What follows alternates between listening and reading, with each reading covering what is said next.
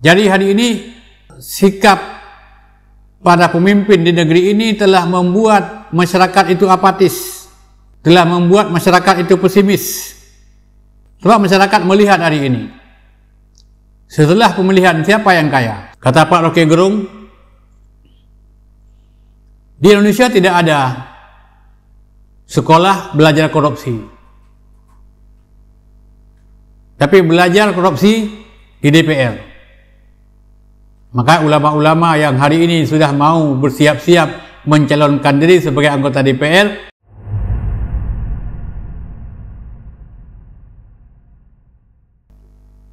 Assalamualaikum warahmatullahi wabarakatuh. Pada kesempatan ini saya ingin sampaikan, ulama di jalur politik dalam sistem yang buruk, orang baik menjadi jahat. Kenapa judul ini saya ambil? Ini saya kira judul yang sangat menarik buat saya. Apalagi sudah ada minat yang jelas, yang nyata. Ada beberapa orang ulama yang telah ikut terjun dalam arena politik.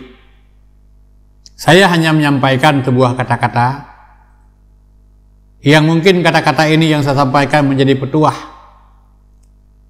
dalam kehidupan kita bernegara, berbangsa, dan juga berpolitik.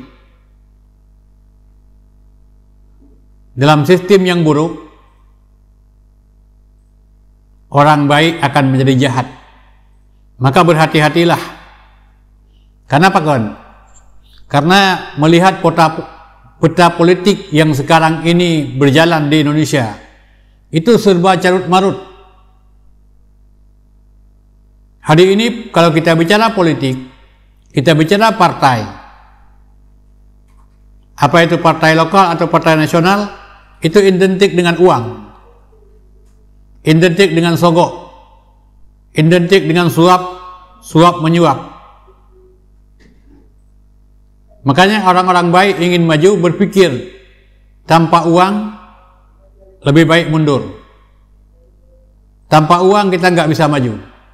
Kalau kita punya uang, kita harus mengawali politik ini dengan risuah, dengan sogok. Padahal itu diharamkan dalam agama. Makanya orang baik mundur. Kalau orang baik juga maju,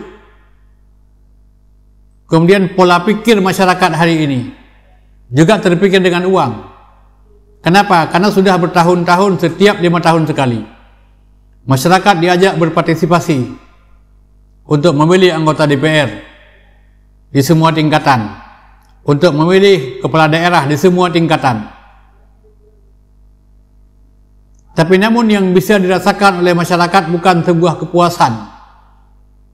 Jadi pemimpin yang terpilih sangat tidak mampu untuk memberikan kepuasan publik, sehingga seluruh masyarakat yang pernah terlibat dalam pemilihan itu merasa sangat kecewa. Akhirnya masyarakat berpikir, untuk apapun dibantu, siapapun dibantu, kalau kita punya uang. Kalau dikasih uang untuk membantu, oke. Tidak dikasih uang, tidak bantu. Kenapa? Karena rakyat itu sudah pesimis. Masyarakat itu sudah apatis. Maka yang terpikir siapa yang kasih duit 100.000, siapa yang kasih duit lebih banyak, itu yang saya pilih. Ini bukan solusi. Ini bukan jalan keluar. Yang kita harapkan adalah solusi. Yang kita harapkan jalan keluar yang tepat, bukan jalan keluar yang keluar jalan. Yang kita harapkan masyarakat ikut berpartisipasi bersama-sama untuk membangun negeri ini. Jadi hari ini sikap para pemimpin di negeri ini telah membuat masyarakat itu apatis, telah membuat masyarakat itu pesimis. Sebab masyarakat melihat hari ini, setelah pemilihan siapa yang kaya, siapa yang bahagia. Mereka orang-orang yang berkuasa, mereka orang-orang yang dulu pernah kita tolong, mereka orang-orang yang dulu pernah kita bantu. Mereka hidup dengan segala macam kemewahan, mobil mewah, rumah mewah, tiap bulan meninggalkan negeri masing-masing. Kadang ada yang keluar negeri, ada yang keluar daerah. Setiap hari ada istilah dinas masing-masing. Ini keprihatinan. Keprihatinan masyarakat juga mengundang keprihatinan para ulama. Maka ulama-ulama di Aceh sudah turun untuk membangun partai politik. Sebab yang selama ini ada satu dua orang-orang yang punya karakter, orang-orang yang masih menggunakan nilai yang benar dalam perjuangan. Mereka terseret dengan sistem yang ada dalam partai itu sendiri. Walaupun pada awalnya dia orang baik, tetapi pada akhirnya dia tidak bisa menjadi orang baik karena digiring oleh sistem yang ada. Jadi sistem itu kejam. Dia bisa melibas orang-orang baik. Makanya untuk merubah yang seperti ini, sebenarnya kita bukan pesimis hadirnya para ulama untuk memimpin partai politik, untuk mendapatkan kekuasaan di lembaga-lembaga pemerintahan. Bukan pesimis, tapi kalau sistem yang berlaku di Indonesia masih seperti ini, itu siapapun nanti bisa diseret dalam sistem. Jadi kalau kita tidak ikut sistem, kita di luar sistem. Kalau kita di luar sistem, kita tidak akan tercapai apa yang kita inginkan. Makanya saya bilang dari awal, ini adalah sebuah kehati-hatian. Merubah sistem, ini butuh waktu. Ini butuh perjuangan. Merubah sistem butuh waktu, butuh perjuangan.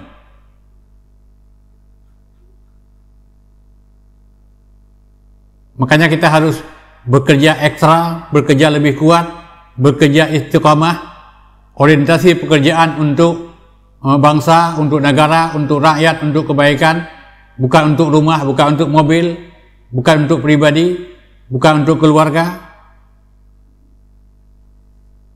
Kita membangun supaya istiqomah.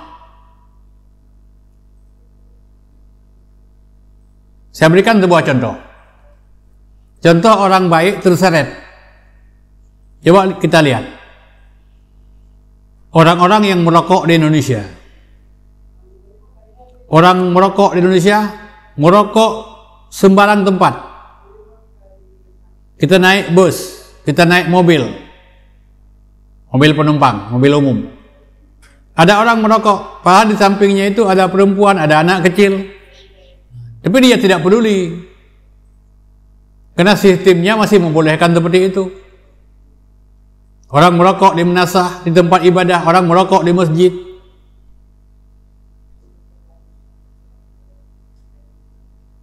Kemudian orang buang puntung rokok suka-suka. Kalau di Jepang tidak ada orang merokok. Kalaupun merokok, dia sembunyi. Kalau ketahuan, dia ditangkap oleh penguasa. Jadi sistem yang diberlakukan ya seperti itu. Demikian juga di Indonesia. Orang naik mobil mewah. Sayangnya mobil mewah tidak ada tempat sampah. Dia minum aqua. Habis airnya dia buang sembarangan. Dia makan makanan. Siap dia makan, bungkusannya dia lempar keluar. Ini kondisi yang berlaku di negeri kita. Tapi di negeri orang tidak seperti ini. Di Singapura, kalau kita ke instansi untuk membuat sebuah urusan, tidak ada di Singapura orang antri. Tidak sama dengan di Indonesia. Di Indonesia kita buat KTP. Datang kita ke kantor, buat KTP jam 8 pagi. Kita bilang, saya perlu KTP Pak. Apa jawabannya? Nanti Bapak ambil ya, jam 2. Kalau siap hari ini. Kalau enggak, disuruh ambil Kamis depan. Datang kita Kamis ini, dibilang Kamis depan. Akhirnya orang mengambil jalan pintas. Tolonglah Bapak bantu. Saya ini kan jauh. Kalau pulang lagi ke sana, ongkosnya berapa dan sebagainya, kan kasih duit, udah selesai. Enggak apa-apa Pak, Bapak tunggu 5 menit aja. 5 menit selesai. Jadi inilah yang tersampaikan bahwa makanya kalaupun ulama muncul dalam partai politik, berhati-hatilah, karena sistem yang berlaku di Indonesia sekarang ini itu bisa menggulung siapa saja. Saya teringat apa yang disampaikan oleh Rocky Gerung. Kata Pak Rocky Gerung, di Indonesia tidak ada sekolah belajar korupsi, tapi belajar korupsi di DPR.